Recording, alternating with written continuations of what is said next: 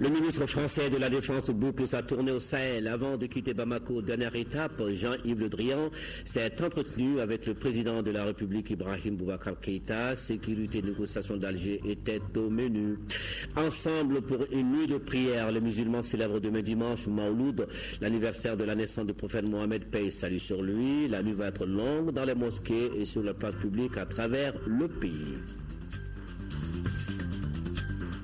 Les Aigles du Mali en route pour la CAN 2015. À 2 semaines de l'événement en Guinée équatoriale, leur nouveau maillot estampillé Madiba a été présenté aujourd'hui au public. La FEMAFOOT qui renouvelle aussi son contrat avec l'équipementier Ernest, et cela pour un montant d'1,8 milliard de francs CFA. Nous ferons le point avec Khalifa Namatraoré.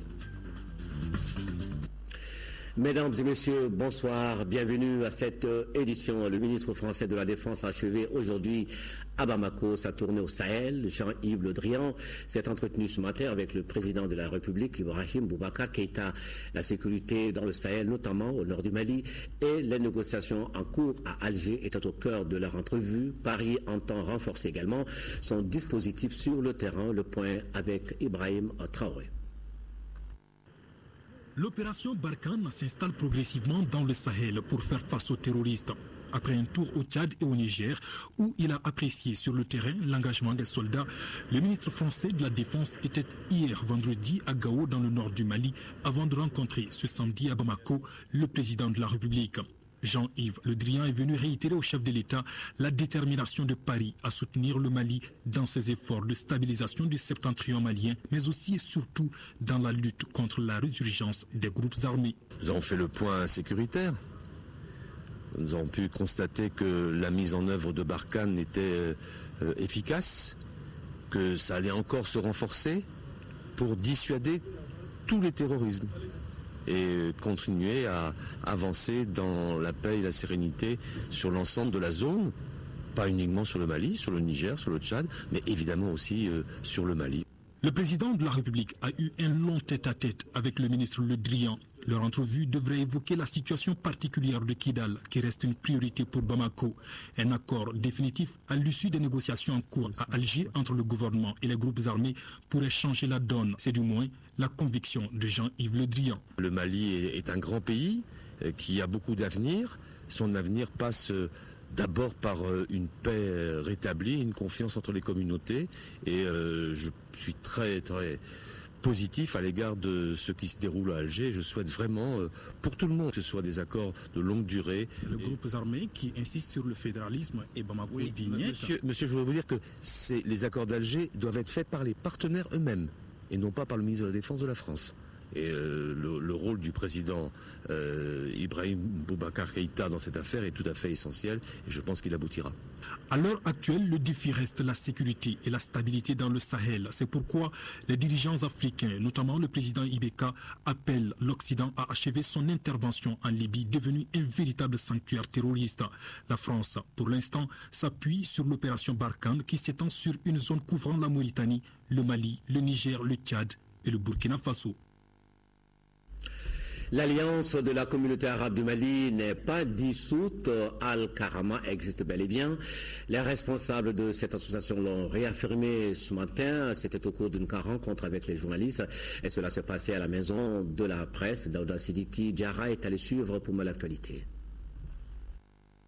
Après l'annonce de sa dissolution par une autre association sortie de ses cendres, revoilà Al-Karama, l'alliance de la communauté arabe du Mali. Les responsables de cette association, à travers une conférence de presse, réaffirment leur existence. Ce qui est une source de préoccupation pour nous, de la communauté arabe, c'est que dans le contexte, rien, absolument rien ne justifie la tentative de dissolution d'Al-Karama. Partie prenante de toutes les initiatives nationales pour faciliter le dialogue social, Al-Karama entend poursuivre ses activités, cela afin de contribuer à l'unité et à la cohésion nationale, seul gage de paix, de la sécurité et du développement de notre pays. Le bureau de Al-Karama, en accord avec les notabilités, les chefs de tribus, des fractions arabes et les cadres, décide la convocation d'une réunion extraordinaire d'Al-Karama dans les meilleurs délais. Alors, question, est-ce que les membres du bureau d'Al-Karama n'étaient pas conviés à cette rencontre organisée par Albina? Ils ont contacté l'association avant même de faire la rencontre. Et on leur avait proposé que dans le concept actuel, la période est un peu critique pour toute la nation, et dans la zone où ils voulaient faire la rencontre, c'était une zone un peu d'insécurité. Et on ne pouvait pas prendre la responsabilité d'amener des populations. Et avec l'enjeu qu'il y a actuellement, avec les accords en vue. L'Alliance de la communauté arabe du Mali a été créée à l'issue d'un congrès tenu les 3 et 5 juin 2012 à Nebket, Laouache, en Mauritanie.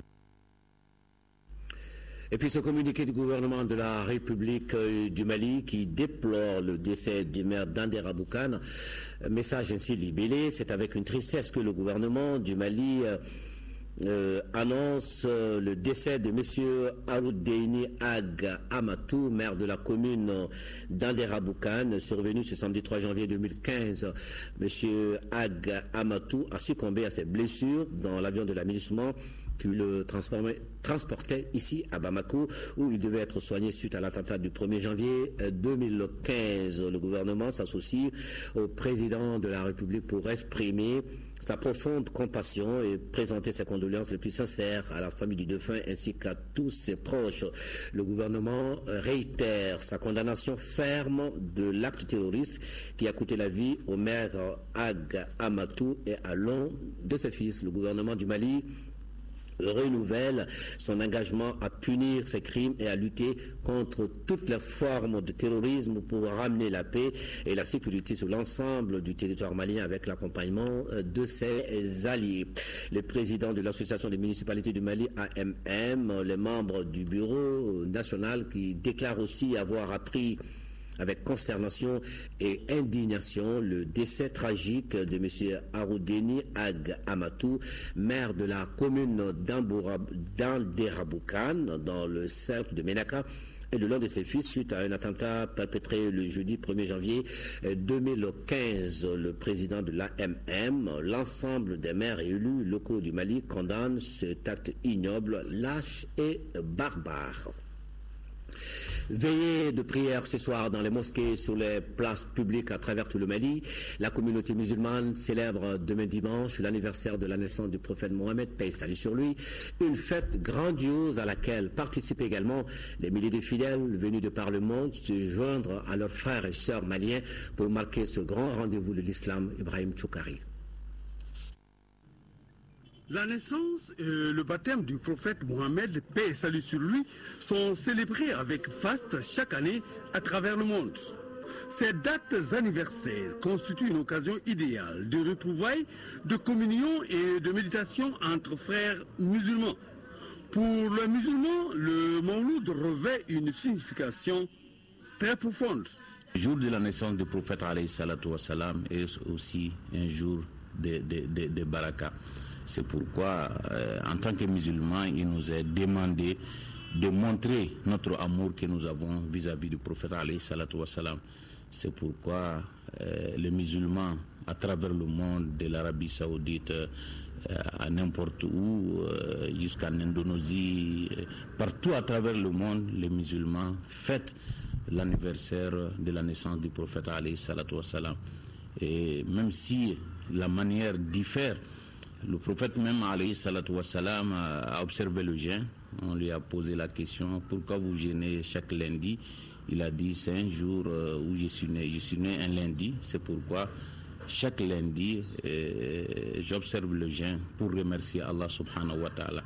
C'est pourquoi le Malik d'Erbil, qui a commencé la commémoration de cette façon-là, a demandé aux oulémas, l'avis des oulémas, avant d'inviter les gens à partager les repas et à faire des prêches et des bénédictions ensemble. Parce que vraiment, il est normal que les musulmans célèbrent leur prophète, et vraiment en faisant ces éloges et en citant vraiment le récit de sa vie. Je pense que le Mawloud est une bonne occasion pour nous de parler de la vie du prophète alayhi salatu wassalam, pour que les enfants et que la nouvelle génération puisse comprendre. Pour les musulmans maliens, Mawloud 2015 est non seulement une occasion de retrouvailles avec leurs frères d'autres pays, mais aussi de réflexion profonde sur les problèmes actuels.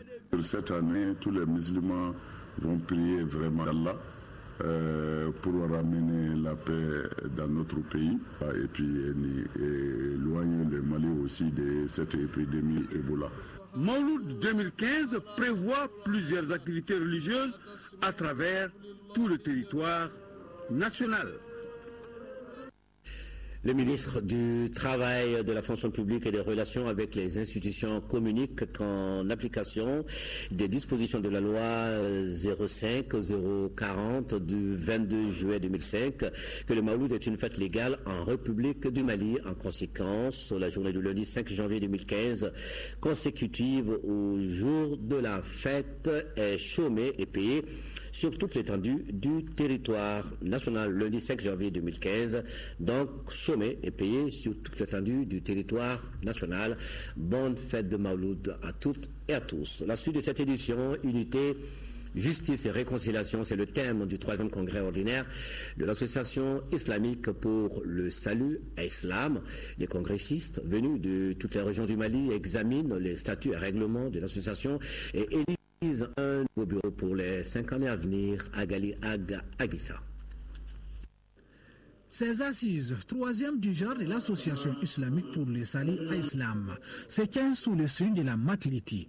Occasion pour le premier responsable de l'association, Boubacar Kamara, de présenter les missions et les réalisations de sa structure, de sa création à nos jours.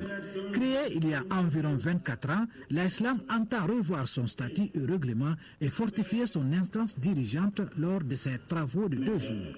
Le 3e congrès ordinaire placé sur le thème de l'unité. Il faut l'unité d'abord, l'unité de cœur de tous les Maliens.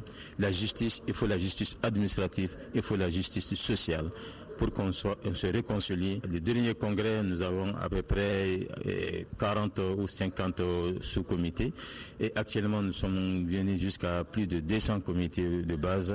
Donc il faut revoir, faire une relecture du statut de règlement et puis voir aussi les 5 ans à venir et les perspectives pour la réconciliation. Le président du Haut Conseil islamique, Mohamed Diko, a prôné la tolérance, règle d'or de l'islam et clé de la réconciliation et du développement.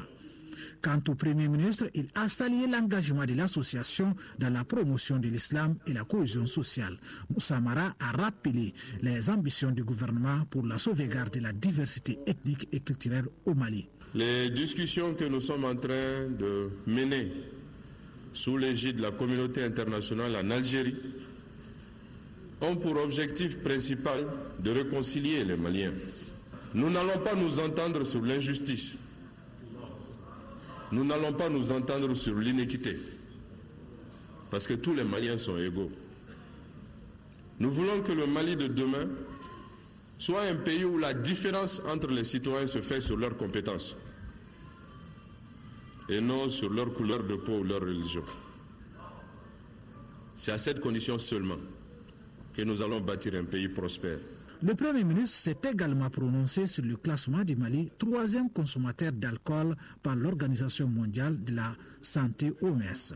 Les bars et les sites touristiques qui ne respectent pas la réglementation en vigueur seront fermés, a déclaré Moussa Mara avant d'inviter les congressistes à prier pour la prospérité du Mali.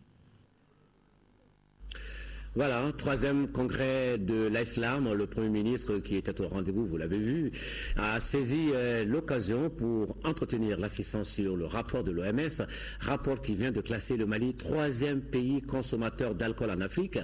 Pour Moussa Mara donc de déclarer également que tous les bars et établissements touristiques désignés hors la loi seront fermés. Déjà, plus de 150 de ces structures exerçant dans l'illégalité ont été démembrées.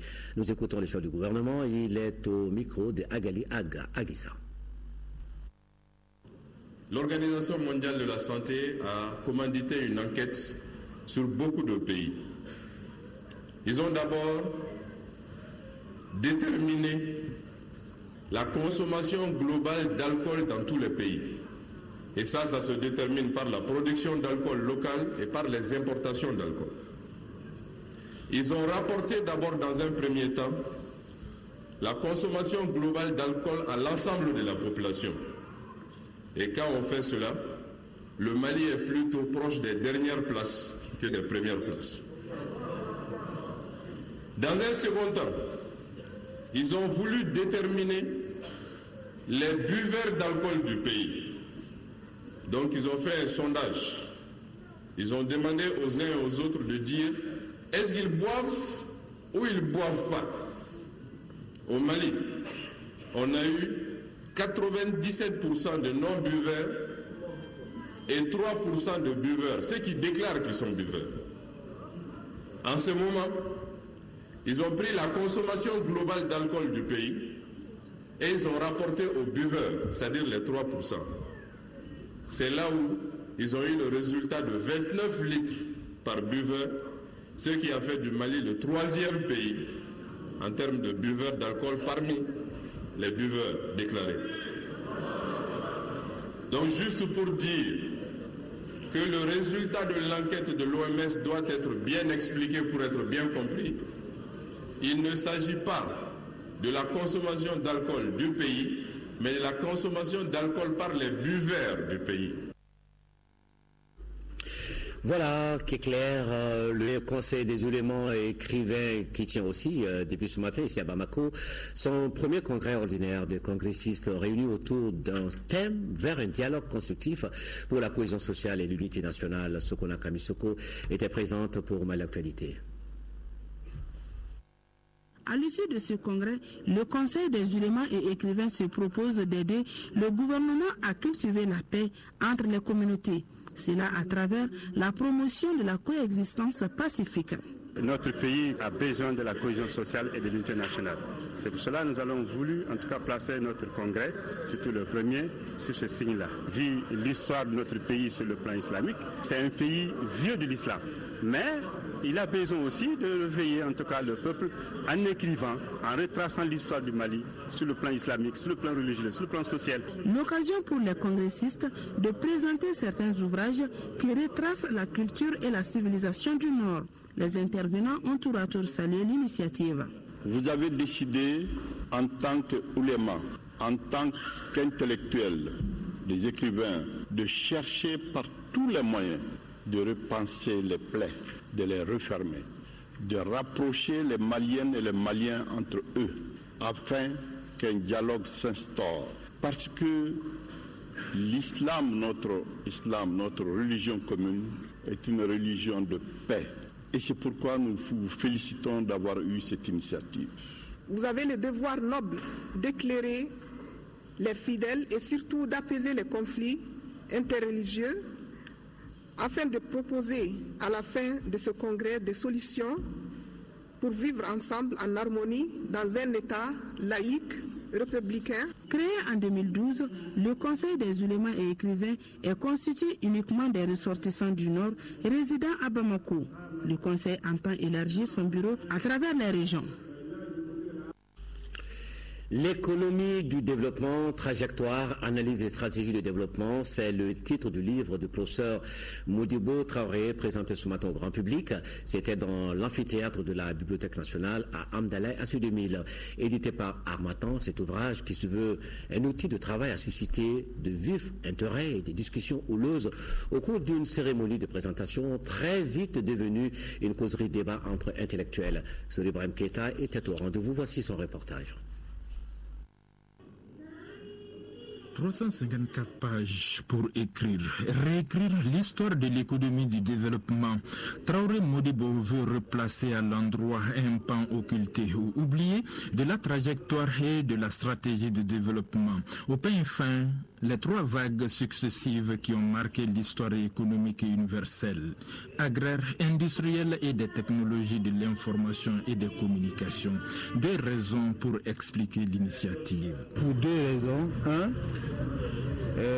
l'intérêt scientifique et deux, l'enjeu de la problématique du développement pour notre pays et puis pour le reste du monde. C'est un outil de travail pour les gestionnaires du développement et les acteurs du développement.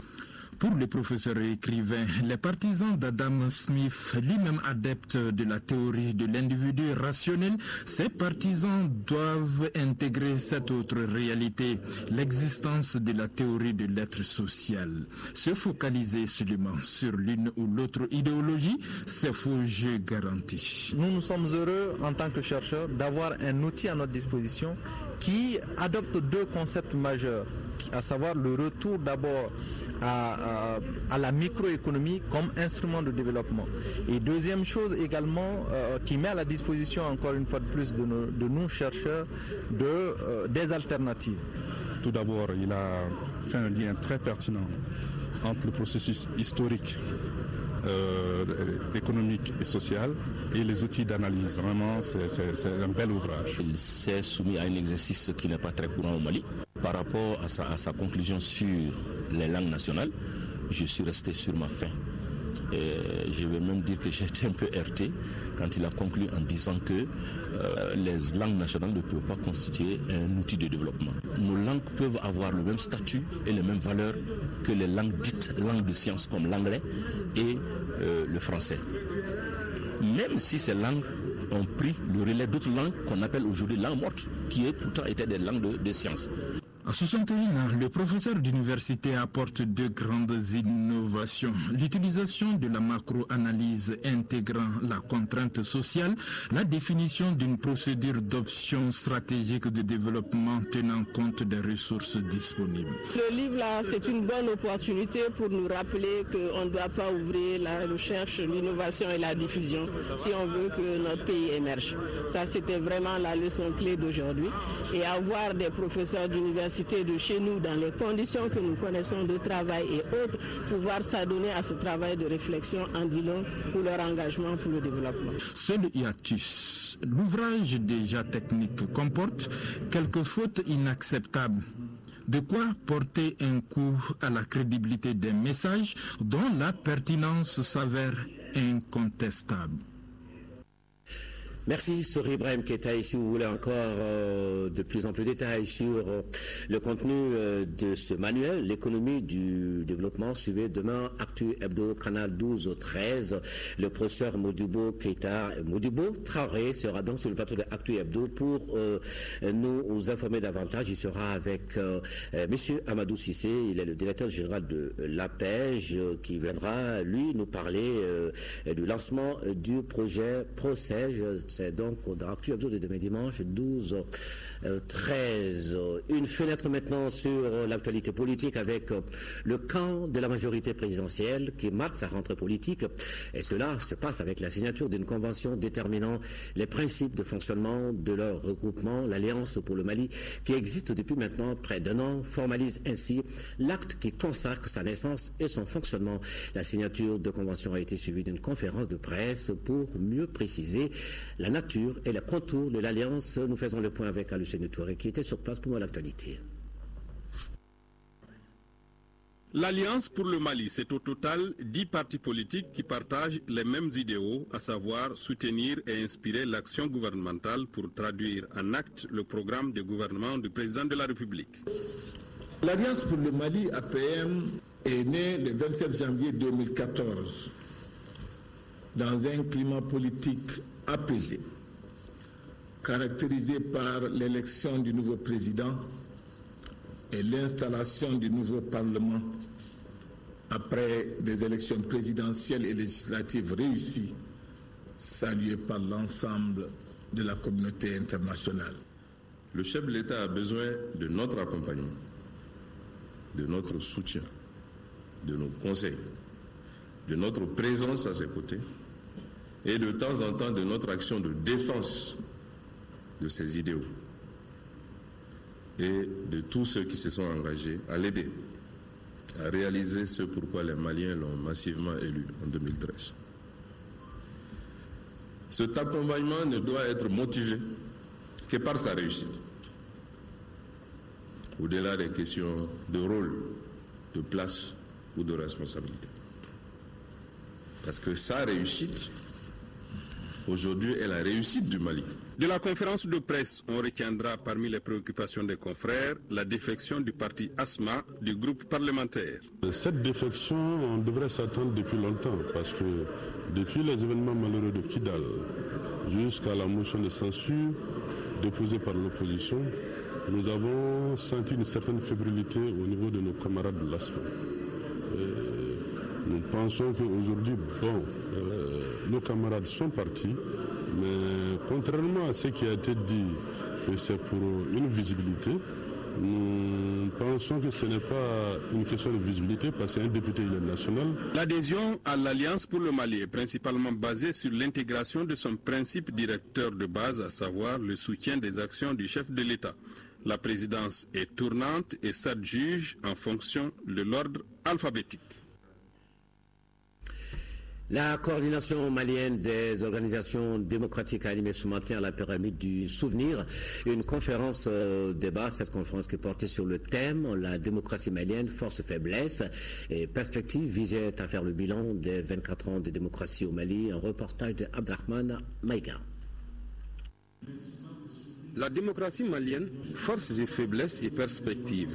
C'est le thème de cette conférence débat animée par la coordination malienne des organisations démocratiques.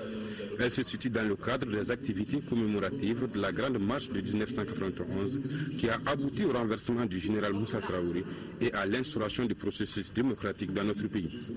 Après 24 ans d'alternance politique, l'heure est venue pour ces pionniers de la démocratie de jeter un regard rétrospectif sur le processus. Nous sommes là pour nous interroger sur les conditions objectives et subjectives qui ont conduit le pays là où il est aujourd'hui, pour demander quelles sont les capacités de mobilisation du peuple par le mouvement démocratique malien aujourd'hui. Quelle est la crédibilité des leaders, aussi bien de la classe politique que de la société civile. Cette conférence animée par notre confrère Adam Cham, journaliste et chroniqueur aux Républicains, a permis à l'assistance de mieux comprendre le processus démocratique, de faire le bilan des 24 ans de démocratie au Mali, d'analyser ses forces et ses faiblesses. Cette démocratie représentative ou libérale repose sur des critères et des pratiques que le Mali revendique depuis 1992, à savoir la manière dont est recruté l'exécutif, élection, nomination, liberté des électeurs, les moyens de contrôle sur l'action de l'exécutif, ce sont les autres pouvoirs, le législatif, le judiciaire, la manière dont est traitée la concurrence politique, l'opposition des partis politiques, les contre-pouvoirs comme la presse ou l'opinion publique. La complexité de ce processus démocratique s'explique par non seulement l'énormité du champ d'action, mais aussi et surtout par certaines faiblesses constatées sous le régime démocratique, comme par exemple la persistance de l'insécurité dans les septentrions maliens, de la crise scolaire, l'augmentation du taux de chômage, sans oublier la montée de la corruption ou encore le détournement du deniers publics. Le ministre des Maliens de l'Extérieur, Abdrahman Sila, se prononce sur la situation des Maliens vivant en Angola. Nous l'écoutons ici. Il donne des précisions au micro de Isaac Tuno. C'est dommage. Nous avons appris avec beaucoup de tristesse que l'Angola, dans le cadre de sa politique sécuritaire, a donc procédé à des arrestations des communautés. Je voudrais préciser que ici, il ne s'agit pas que de Maliens. Les rafles ont concerné tous les étrangers, des Américains, des Français, des Chinois, des Pakistanais et évidemment des Africains non angolais qui se trouvaient là-bas. C'était vraiment une première du genre. Et quelques 3000 étrangers ont été arrêtés. Et aussitôt, après vérification, 2000 et quelques ont été libérés. Alors, et nous n'avons pas attendu. Nous avons dépêché d'urgence notre chargé d'affaires qui se trouve en place, qui a été rendre visite au lieu de détention donc, de nos compatriotes pour faire le pointage. Le pointage a donné effectivement la présence de 46 Maliens, sur lesquels 10 ont été libérés, parce que répondants qui n'avaient pas leurs documents sur eux, mais qui ont pu fournir par la suite la preuve de leur séjour. Donc aujourd'hui, à notre connaissance, il y a 36 Maliens qui sont détenus. L'ONG Agir poursuit la vulgarisation de l'éducation environnementale dans les écoles fondamentales, les académies d'enseignement ciblées. C'est dans ce cadre que les académies de Kita et Kati ont reçu en début de semaine leur cahier de messages. Les documents destinés aux enseignants inculquent chez les apprenants des notions d'entretien et de protection de l'environnement. Nos envoyés spéciaux Fademba Keita et Abdrahman Keita. Intitulé « Je vais rester vivante, je vais rester vivant », le cahier à message est un document de 48 pages qui traite de l'éducation environnementale. L'eau peut rendre malade, la pollution, l'hygiène, les déchets ménagers sont entre autres les chapitres contenus dans ces cahiers destinés en un premier temps aux enseignants de 5e et 6e année. À l'Académie de Kati, première étape de la série de donations du jour, les initiateurs du programme invitent les éducateurs et les élèves à donner le meilleur d'eux-mêmes pour un changement de comportement vis-à-vis de la nature. Nous constatons tout autour de nous, nous voyons que l'environnement est dégradé. Au niveau de nos écoles, nous constatons qu'il y a assez de problèmes pour assainir l'environnement. Si aujourd'hui, tout ce que l'ONG Agir est en train de faire pour assainir l'environnement et que cette ONG se déplace pour nous voir aujourd'hui, nous accompagner dans notre mission, nous accompagnons dans notre tâche, assainir l'environnement, éduquer à l'environnement, on est grand satisfait. À Kita, les autorités scolaires et municipales saluent ce programme initié par Madame la Première Dame à travers l'ONG Agir, une ONG qui a d'ailleurs facilité la tâche aux éducateurs en joignant au cahier le mode d'utilisation et la fiche technique. Ça fait partie des messages que nous allons donner, des mobiles à travers donc des instructions que nous allons faire, à travers donc les directeurs de CAP, les centres d'animation pédagogique, je veux dire, et également aussi au niveau des différents directeurs d'école pour la mise en œuvre donc, de ce qui est contenu dans ce document. L'approche pédagogique doit permettre aux apprenants d'identifier les problèmes qui minent la gestion de notre environnement et les attitudes salvatrices à adopter pour une amélioration constante de notre cadre de vie. Les cahiers à messages ont été élaborés par l'ONG Agir en partenariat avec la Fondation Orange Mali. 135 millions de francs CFA, c'est l'enveloppe destinée à la relance des activités économiques de la région de Tombouctou.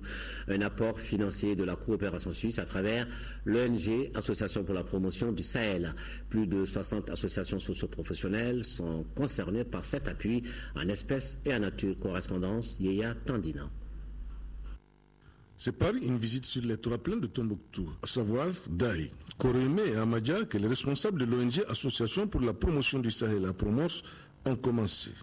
Objectif, contribuer à la campagne agricole à travers des intrants agricoles et la remise de chèques à une soixantaine d'organisations socio-professionnelles. L'ensemble de ces activités se chiffre à environ à 135 millions de nos francs pour non seulement les coopératives, mais aussi les fonds de projet pour les organisations de différentes corporations et qui vont sûrement booster l'économie de la commune urbaine de Tombouctou. Je vous remercie. Cette opération a réussi grâce à l'assistance financière de la coopération suisse. C'est mon honneur qui est engagé à travers ce chèque, ma crédibilité. Et je demande au Tout-Puissant de m'accorder une force pour pouvoir gérer ces fonds afin de sauver le périmètre. Nous remercions, nous de la coopérative de Daï, infiniment la coopération suisse. Depuis le retour de l'administration en mars 2013, la coopération suisse fait partie des premiers partenaires qui ont foulé le sol de Tombouctou et apporté son soutien multiforme à notre région. De la réhabilitation des infrastructures publiques aujourd'hui à la relance de l'économie par l'équipement des marchés de notre région. Cette assistance envers les acteurs de développement économique prouve à suffisance la bonne coopération entre la Suisse et le Mali. Malamine Kone Promotion sera l'équipementier des Aigles du Mali pour au moins pendant les 4 prochaines années. Le partenariat entre la Fédération malienne de football et le promoteur de la marque Ernest connaît une embellie avec cette augmentation financière de 100%, soit 1,8 milliard de francs CFA. Et puis plus de 2000 ballons et autres équipements seront disponibles pour le championnat national de première et deuxième division. Le nouveau maillot des Aigles pour la CAN 2015 a été également dévoilé au cours de la cérémonie. Nous faisons le point avec Khalifa Namatraoré. Les Aigles du Mali s'habilleront dans un nouveau design lors de la phase finale de la 30e édition de la Coupe d'Afrique des Nations en 2015 en Guinée équatoriale. Dénommé Madiba en hommage à Nelson Mandela, l'ancien président sud-africain, le nouveau maillot se veut celui du succès. Une tunique porteuse d'espoir et de paix. Un clin d'œil a été fait aux enfants démunis à travers l'association Sindiaton. 3 symboles sont représentés par un scapulaire en forme de V qui symbolise la victoire d'un peuple uni. Ils souhaitent ensemble mettre le sport au service de la nation, au service de nos citoyens. Au-delà de baptiser le maillot Madiba, ce qui était important aujourd'hui, c'était vraiment de perpétuer, d'honorer la mémoire de ce grand homme en poursuivant son œuvre. Donc nous avons décidé de reverser une partie des bénéfices de la marque Ernest sur la vente des maillots au Mali à une association qui s'appelle Sindiaton, qui agit en faveur de la réinsertion des enfants de la rue. L'occasion était propice pour renouveler le contrat qui lie la Fédération malienne de football à l'équipementier Malamine Koné Promotion. Le nouveau bail est un mariage des raisons selon le premier responsable du football malien, car il s'étend désormais à la Coupe du Mali et au championnat national.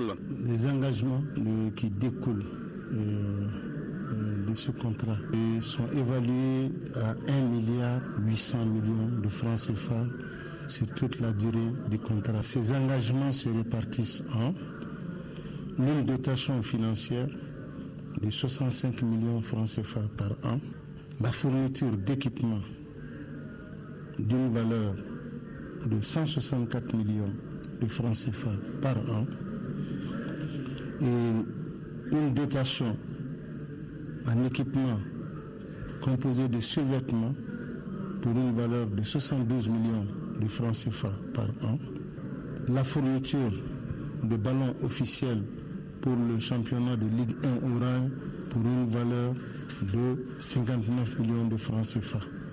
Il s'est également engagé à primer la compétition de la Coupe nationale du Mali à partir des quarts de finale en offrant des équipements à toutes les équipes qui participent à cette phase et également Malamine Koné s'est engagé à donner des primes de performance aux équipes nationales du Mali qualifiées aux différentes phases finales de Coupe d'Afrique et de Coupe du Monde. Les deux parties veulent désormais instituer une cérémonie annuelle de récompense appelée Talent d'Or, au cours de laquelle les acteurs du football seront primés. Le premier contrat entre la Fédération malienne de football et MK Promotion date de mars 2005.